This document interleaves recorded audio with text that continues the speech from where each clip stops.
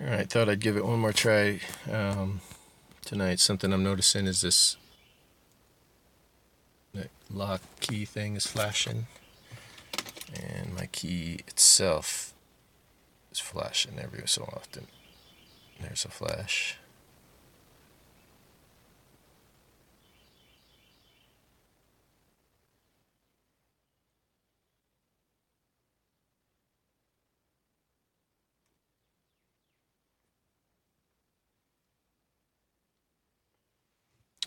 So, stepping on the brake.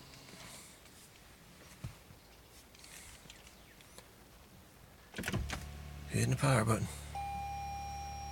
And nothing. Usually I see a ready light by now.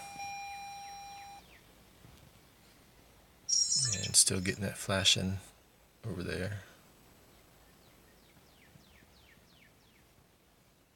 Vehicle stability control is off, and that's kind of a weird message because usually it's just on, but I don't know if that's just part of the error of everything. So, because all the error indicator lights are on.